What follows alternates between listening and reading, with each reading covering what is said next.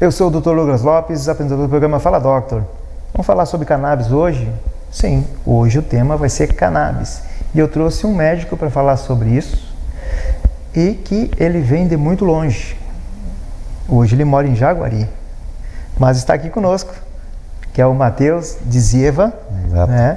Seja bem-vindo. Muito obrigado, um prazer estar aqui, obrigado pelo convite. Merece, e uma vez convidado, sempre convidado.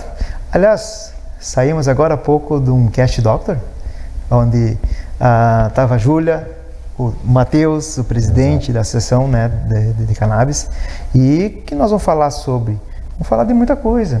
Vamos falar como terapia, como um meio, como uma aliada. Exatamente. Né? E isso tem aqui o Dr. Matheus para falar sobre isso. Perfeito. Vamos lá, vamos conversar. Bom, primeiro, quando tudo começou, médico, dali a pouquinho te chamou a atenção a situação da cannabis, do que estava sendo utilizado. Brasil ainda tem, né, os impasses. Exato. Mas que devagarinho isso vai se ajeitando. Como que começou na tua vida essa situação de tu usar a terapia da cannabis para a dor crônica? Então, eu já conhecia por baixo assim, a terapia com cannabis, não sabia quão avançada ela estava ainda, né? A gente ainda está numa época em que a gente enfrenta bastante resistência, né, de vários lados. Então, eu comecei buscando uma alternativa para os pacientes e para mim, né? Porque quando eu tento tratar um paciente só com a terapia convencional, essa que a gente conhece das farmácias, eu via que estava faltando alguma coisa. Né? E isso fazia com que o tratamento não ficasse completo e eu, por consequência, não ficasse satisfeito. Então, era uma insatisfação do paciente e uma insatisfação minha como médico. Uhum. Então, e aí nessa época, isso foi, né, há alguns anos atrás, eu comecei a pesquisar mais, né, como é que funciona, não funciona e tal. E aí, há cerca de um ano, eu tornei isso definitivo e integral, né, quando eu vi que existiam realmente estudos sobre eficácia, sobre segurança, né, uma maneira de ter uma alternativa a mais para o paciente e uma maneira de me deixar mais satisfeito também com o meu próprio trabalho, sabendo que eu estava entregando mais para o paciente do que eu estava naquele momento. Então foi uma coisa que me tocou assim, tanto para ajudar o paciente, como para me ajudar também, né, a ter essa satisfação profissional de saber que eu estou ajudando com tudo que eu posso. E aí foi a procura de conhecimento, de aprofundamento. Exatamente. Não tem ainda especialidade, mas de alguma forma, no Brasil mesmo, no Brasil mesmo já conseguiu esse tipo de conhecimento. Exatamente. Assim, ele ainda, hoje em dia já não é mais um conhecimento informal. Hoje em dia a gente tem cursos muito bem estabelecidos, né, de renome na área, mentorias com grandes prescritores, mas por muito tempo a gente tinha que buscar conhecimento lá fora, né, principalmente materiais nos Estados Unidos, tudo em inglês, e hoje em dia a gente já tem muito bem estabelecido, a gente tem livros já publicados sobre o uso terapêutico da cannabis aqui por grandes nomes aqui no Brasil mesmo, né? Então mesmo com a resistência e com os entraves legais e éticos, sociais, a gente foi desenvolvendo, né? E hoje em dia que o Brasil está se abrindo mais para isso, está se tornando mais fácil a gente poder falar disso e tratar com isso. Bom, já está há quanto tempo tratando com a cannabis? Eu estou tratando com a cannabis assim, já faz um pouco mais de um ano, mas exclusivamente faz menos tempo. Já vai fazer, que eu estou exclusivamente com cannabis, e quando eu digo exclusivamente, eu não digo que eu vou usar só a cannabis. Claro. Eu digo exclusivamente com pacientes que usam cannabis, Sim. mas não só. Sim. Né? Aí já vai fazer uns 8 para 9 meses que eu faço só isso. Na associação tem os médicos parceiros. E esses médicos parceiros estão diretamente ligados a ti? Não. Eu comecei também como um médico parceiro, né? Hoje eu sou o que eles chamam de médico voluntário, né? Certo. Que era um médico parceiro que passou a fazer parte de algumas atividades para ajudar, além de ajudar com as prescrições, né, ajudar também com palestras, com entrevistas como essa. Sim. E porque eu vejo que é meu papel como médico trazer essa informação, porque por mais que, o próprio Matheus Rampel, que é o presidente da associação, em alguns temas relacionados a cannabis, ele sabe muito mais do que eu entendo o meu papel como médico, e eu entendo a confiança que as pessoas têm no médico. Então se torna o meu papel informar e trazer confiança e trazer segurança para as pessoas que querem ter mais conhecimento sobre a cannabis. Sim. Bom, vamos falar sobre as patologias. Certo. E as vantagens, benefícios, critérios e muito mais. Beleza. As patologias hoje são as mais diversas, mas eu posso destacar algumas que são as mais estudadas. Porque quando a gente fala de uso da cannabis, a gente não pode esquecer dos estudos por trás. Por mais que os estudos, grande parte deles, tenham sido desenvolvidos nos últimos anos, nos últimos 10 a 15 anos, a gente tem aí muitas patologias que podem se beneficiar disso. Das patologias que têm evidências bastante sólidas e interessantes para a gente utilizar, as que eu mais encontro na minha prática clínica hoje são a ansiedade. Ansiedade, né? Falando em século XXI, a gente fala em ansiedade, é a doença do século, né? Ansiedade e depressão, não tem como. E aí, geralmente, na ansiedade está vinculado a uma insônia, então é o cara que não está bem de dia e ele não vai conseguir dormir de noite por causa disso. Então, ansiedade com ou sem depressão, insônia, a gente está falando muito de dor crônica, a gente fala muito de epilepsia.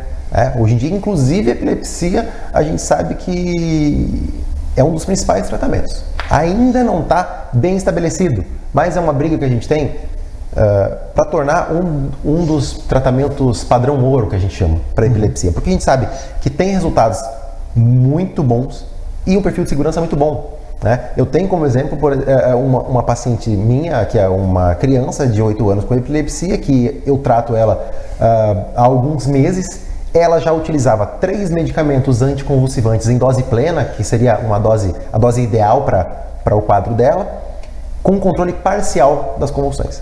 Ela não conseguia, por exemplo, tomar banho sem ter uma convulsão, era um gatilho, a água caindo na pele e ela convulsionava. A gente começou a tratar com os óleos de cannabis e hoje, depois de vários ajustes, importante, bastante, a proximidade com o paciente, com a família, para ter essa segurança e para a gente ir ajustando de pouco em pouco. Hoje, ela tem algumas crises por semana. Ela não convulsiona mais durante o banho, ela não convulsiona mais em atividades básicas que são necessárias para viver com um mínimo de dignidade, né? Imagina não conseguir tomar banho porque tu convulsiona, né? Então, é esse tipo de coisa que eu buscava quando eu comecei a tratar pacientes com cannabis. E essa paciente minha é uma paciente, um dos meus melhores exemplos. Uma criança que não conseguia ter o básico da vida porque convulsionava, e hoje ela consegue ter uma vida muito boa e fazer ter uma vida praticamente normal, digamos assim. Doenças degenerativas. Doenças autoimunes. A gente consegue modular essas doenças. Né? A gente ainda não tem evidência de eficácia total digamos assim, a gente não tem evidência de que a gente consiga curar essas doenças. Sim. Até porque doenças autoimunes, elas são crônicas. Sim. Mas a gente tem muita evidência de que a gente consegue modular e controlar essas doenças. No caso, Dor, inflamação, exatamente. Em alguns casos, até a progressão de doenças crônicas. Por exemplo, hoje em dia muito se estuda sobre o papel neuroprotetor da cannabis. Por muito tempo você pensou, a cannabis queima neurônios, e hoje em dia a gente sabe que tem um papel neuroprotetor, ou seja, em algumas situações a gente acaba protegendo neurônios, em situações de doenças neurodegenerativas. Vamos usar como exemplo o Alzheimer. Hoje em dia a gente tem muito estudo sendo desenvolvido para tentar mostrar o papel neuroprotetor e para tentar ver até onde a gente consegue diminuir a velocidade de progressão de doenças como essas, que são progressivas e neurodegenerativas, né? Conseguir não curar, claro, mas não chegar a esse ponto, mas a colocar um freio na progressão, né? Permitir mais tempo de vida com qualidade. Ela age, no caso assim, uma doença autoimune, né? Certo. O sistema imunológico. Certo. Tem o imunobiológico, que trata na situação de bloquear a situação do sistema imune, mas ela vai ajudar na situação neural. Ela vai ajudar na situação principalmente da resposta imune exacerbada, né? Esse excesso de resposta imune, que em muitas situações não deixa de ser uma resposta inflamatória exacerbada. Então, a cannabis ela tem um papel modulador. Tá. Ela não age diretamente, a não ser pelo papel contrador do THC, por exemplo, que ele age nos receptores da dor de verdade, lá na periferia. Mas os principais papéis são no sistema nervoso central, modulando outros sistemas. Por exemplo, na ansiedade, a gente tem uma desregulação, né, da quantidade de serotonina na fenda sináptica, ali na conversa entre os neurônios. Sim. Né? E aí, onde entra a cannabis nisso? Ela entra modulando essa transmissão. Sim. Um neurônio dizer para o outro assim, opa, aqui tu tá com pouca serotonina, ou tá com muita, aqui tá desregulado isso. Então, ela não vai agir diretamente na produção, mas ela age modulando, dizendo, olha, neurônio, tem que produzir mais, ou produzir menos, liberar mais, liberar menos serotonina, porque alguma coisa aqui tá errada. Sim. Então, ela tem um papel muito mais modulador. Né? Um papel mais amplo e modulador de vários sistemas. Por isso que às vezes acontece de a gente estar tratando uma patologia e o paciente vir dizendo que ele melhorou de outra, que ele nem tinha te comentado, ele esqueceu de comentar por algum motivo, ou ele não achava que seria importante comentar naquele momento. Né? Tem muito paciente que me fala que começou a tratar para ansiedade e melhorou uma dor que ele tinha num lugar específico, no corpo, num pé. E ele nem tinha me falado, não era uma coisa que me incomodava muito, mas eu tinha, esqueci até de falar porque não era muito importante, mas eu notei que melhorou. Sim. Porque como tem esse papel modulador de vários outros sistemas, acaba interferindo em coisas onde você nem queria interferir quando começou o tratamento. Sim. Pessoal, que bacana? Segundo bloco tem mais, hein? Não saia daí. Até breve.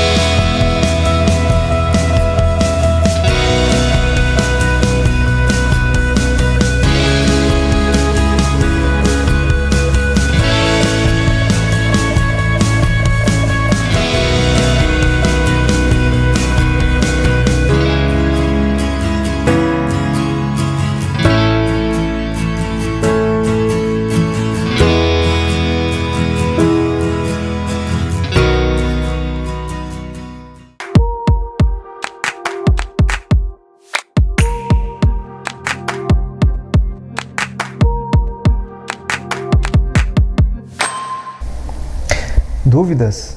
Todo mundo tem. Eu, inclusive você. Mas eu tenho dúvidas, por exemplo, assim, ação na depressão, contraindicações, se tem alguma disfunção ou alguma doença que não pode ser usado. Ok, vamos falar delas então. Falando da depressão, a gente tem evidências bastante sólidas das respostas, né? Principalmente quando essa depressão está associada a uma ansiedade. Né? Então, quando o quadro não é uma depressão pura, digamos assim, tem sintomas ansiosos associados, a gente tem um resultado melhor. Esteja ligado à ansiedade. Esteja ligado à ansiedade ou outros quadros que estejam ligados à ansiedade, a gente tem resultados melhores. Tá? Contraindicações. A gente não tem hoje uma contraindicação absoluta. Tá? Existem algumas contraindicações que são relativas, mas algumas mais importantes que outras. A gente tem, por exemplo, arritmias graves mal controladas. Se elas estiverem bem controladas, tudo bem, não tem problema. Mas as arritmias graves mal controladas, a gente pede para que elas sejam controladas antes. Então a gente faz uma anamnese, um acolhimento do paciente, pergunta o que ele tem de história pregressa. Ele diz, olha, uma arritmia, um problema no coração. A gente fala, então é o seguinte, tu vai fazer um eletro antes. Se tiver descontrolado, tu vai no cardiologista, vai controlar isso, depois a gente trata isso. Casos em que a pessoa tem histórico pessoal ou familiar direto, né, de primeiro grau, de, por exemplo, de esquizofrenia paranoide, onde ele já teve quadros psicóticos, que é quando ele perde a realidade, assim, esses quadros gravíssimos, né, psiquiátricos. Nesses quadros é complicado, a gente pode acabar agindo como um gatilho, né? Não existe evidência nenhuma hoje apontando para o lado de ser um gatilho em pacientes que não estão predispostos. Tá? Sim. Então tem que ser aquele paciente, os que têm essa predisposição já, sim, esses a gente pode acabar piorando a situação se a gente não vê isso. O que, mais uma vez, a gente levanta o papel importantíssimo de uma avaliação de qualidade, de um médico que entenda o que, né, o que se passa, para poder dizer se é para ti ou não é para ti. Tem as contraindicações relativas, ou seja, pacientes que estão usando, por exemplo, um anticoagulante. Tem uma interação que pode acontecer de diminuir o efeito, por exemplo, desse anticoagulante, e a gente tem que ajustar a dose. Então, em pacientes que usam anticoagulante, a gente tem que ir dosando, né, fazendo exames para ver se a coagulação está adequada e se a gente não está interferindo nela. Claro, todos esses efeitos que eu estou dizendo são dose dependente. Quanto maior a dose do medicamento, mais eu tenho que tomar cuidado. Sim, claro. Tá? Existem outras contraindicações relativas, por exemplo, o THC ainda pega no exame toxicológico. O que é o THC? O THC, o tetrahidrocannabinol, ele é um dos canabinóis, ou seja, um dos compostos ativos da cannabis, e ele é o responsável por aquele efeito psicoativo conhecido, né? Só que em doses controladas, ele é terapêutico. Então, é mais uma das plantas que quando bem utilizada, ela é terapêutica. A dose. A dose. É a dose, é controle, né? Entra a matemática. Exatamente. A gente tem exemplos muito claros de como isso já aconteceu antes. A gente tem os medicamentos opioides, que hoje são uma das principais classes de medicamento para dor, como a morfina, a codeína, que vem do leite da papoula. Olha aí. Que é uma planta utilizada para fazer o quê? A heroína, que é droga. É isso aí. Então, assim, que foi isolada e hoje é um dos medicamentos mais importantes, da classe de medicamentos mais importantes que a gente tem. Exatamente. Então, é a questão de como você usa. O que muda é a intenção. Isso mesmo, isso mesmo. E outra, dose. Intenção é ajuste. A droga mata também. Exatamente. Se for uma dose muito alta, Exatamente. então tem que ser na dose certa. Tudo. E para cada situação tem, né? Outra também são as reações adversas. Reações adversas. As mais comuns são náuseas, dores de cabeça, tontura, sedação, porque em uma certa dose, por exemplo, é utilizada para insônia. Então, se tu usar uma dose meio alta durante o dia, tu vai ter sono, porque é isso que ela faz. Para ansiedade, ela é usada para acalmar, só que numa dose exagerada, essa calma vai ser tanta que vai te dar sono. Então, assim, sintomas que são comuns como efeitos colaterais para a maioria dos medicamentos que a gente tem hoje, né? Medicamentos controlados, mas que costumam ser leves e passageiros. Normalmente, nos primeiros dias ali, pode sentir ou não alguma coisa, e depois você acaba te acostumando, e a maioria das vezes não sobra nada de efeito colateral, pelo menos não um efeito colateral importante, né? Os pacientes demoram mais para passar essa tontura, são mais sensíveis. Alguns são resistentes e desde o início nunca tiveram efeito colateral. Varia muito. Por isso, mais uma vez, importantíssimo o ajuste de dose e acompanhamento. Tem sido um bom coadjuvante em tratamentos, até mesmo como a crônica, né? As doenças crônicas que ela não tem cura, mas tem tratamento. Por exemplo, uma doença autoimune, né? E entre outras também. E vou falar a respeito dele, né? Do câncer. Se tem já estudos relacionados também ao câncer e cannabis. Tá certo. Em relação ao câncer, a gente tem duas coisas importantes. A gente tem se a gente está falando do câncer em si, a doença, a progressão, ou se a gente está falando de problemas relacionados ao câncer, mas que não são o câncer diretamente. Tá? Vamos separar. Em relação ao câncer diretamente, a gente tem alguns estudos em fase pré-clínica, ou seja, laboratório. Né? Não é aquele estudo que já foi feito, que tem resultados sólidos em seres humanos. Claro. Então a gente até tem estudos sendo desenvolvidos, mas a gente tem problemas éticos envolvidos muito grandes, porque para eu testar um medicamento, um estudo de qualidade precisa ter uma referência. Precisa ter alguém que não está usando aquele medicamento. Então, o que eu preciso fazer? Eu preciso dar o que a gente chama de estudo controlado por placebo. Isso. Né? A gente precisa dar o placebo, que é farinha, né? Claro. Nada para e o medicamento para outro. Qual é o problema em doenças graves como essa? O problema é que, para você fazer isso, ele não pode estar tratando. Ele não tem você não pode ter o que a gente chama de fator de confusão. A gente pode ter vieses. Sim. Só que para muitas dessas doenças, muitos, por exemplo, tipos de câncer, a gente já tem tratamentos bem estabelecidos. Então, como é que eu vou falar para o paciente parar a quimioterapia para testar aquele medicamento? Então, a gente tem barreiras muito importantes, éticas envolvidas nesses testes. Sim. Então, a gente tem estudos sendo desenvolvidos, mas a gente tem muitas barreiras ainda para dizer até onde dá para ir. Em relação ao câncer, a parte mais importante, efeitos colaterais da quimioterapia. A gente sabe hoje que a quimioterapia, um dos principais efeitos colaterais são os efeitos no sistema gastrointestinal. Náuseas, vômitos são os mais importantes. Então, inclusive é o que a gente chama de náusea induzida por quimioterapia. Na náusea induzida por quimioterapia, a cannabis tem um papel importantíssimo. A gente consegue reduzir bastante esses sintomas.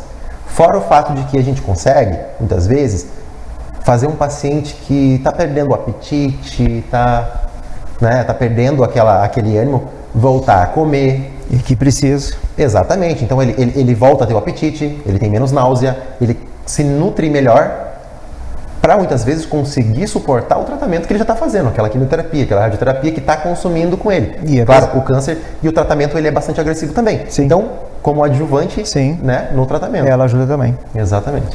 Falaste em tratamento em criança, que já tem o menino? É uma menina. A menina? Eu tenho vários pacientes crianças, né? Principalmente aí pacientes com TDAH e pacientes com TEA, né? Que é o autismo. Tenho vários pacientes crianças. Né? Nesse caso específico que eu te falei da epilepsia, era uma menininha de 8 anos. E o resultado está favorecendo muito. Os resultados têm sido muito bons. Eu tenho sido procurado por famílias, né? Quase sempre pelas mães, né? Que elas vêm procurando um tratamento que não seja tão agressivo. Então as mães chegam para mim e falam assim, olha, a minha criança meu filho foi diagnosticado com autismo, ele tem, de uns 5 anos, digamos, né, para colocar uma situação hipotética, e uma das partes mais importantes é a agitação, a agressividade, a automutilação, ele se bate. E aí eu fui no médico e ele passou o tratamento que é o padrão ouro hoje ainda, que é, por exemplo, a risperidona. Que é um medicamento controlado, bastante agressivo, principalmente para uma criança. Então as mães vêm para mim, por exemplo, eu queria um tratamento mais natural, que não tivesse tanto efeito colateral, que não fosse tão agressivo. E aí que é importante a gente entrar. É importante, a gente tem resultados legais nesses pacientes, né? Onde a gente precisa utilizar como uma alternativa. A gente tem em outros casos onde os estudos estão melhores do que alternativas, estão melhores do que o próprio tratamento, como é o caso da epilepsia, desse caso que eu te contei. Então, vários quadros em crianças e a gente tem estudos demonstrando segurança, são bastante seguros. E a associação aqui em Santa Maria? A associação aqui em Santa Maria, eu conheço eles já há alguns meses, eu conheço eles já desde quando eu comecei a prescrever, né? E eu conheci o trabalho deles, entendi como funcionava, né? A primeira vez que eu conversei com eles, eu já entendi que era uma associação bem séria, né? Que realmente estava focada na melhora da qualidade de vida dos seus pacientes. E eu me tornei um médico parceiro, né? Falei, não, beleza, então a gente vai trabalhar junto. E agora voluntário? E agora médico voluntário, né? Ou seja, um outro passo além, né? Eu falei, não, além de eu conversar com vocês e prescrever o medicamento, prescrever esses produtos, esses óleos que vocês produzem, né? Porque eu vi que eles eram de qualidade, eles têm o auxílio da universidade, né? Da UFSM, para atestar a qualidade dos produtos. Então eu vi que eram produtos de qualidade, com uma equipe comprometida. Eu falei, eu quero fazer mais do que só prescrever, eu quero ajudar vocês a desenvolver isso tudo. Foi quando eu me tornei voluntário e comecei a tirar dúvidas, a participar das entrando no papel de médico, né? Como falaste, né? Isso é muito importante, é especial. Estados Unidos é o que mais produz... Provavelmente seja o que mais produz, o que produz os óleos de cannabis hoje. Os óleos de cannabis. Exatamente. Mas o Brasil é na USP que está acontecendo. A gente tem muito estudo sendo desenvolvido pela USP.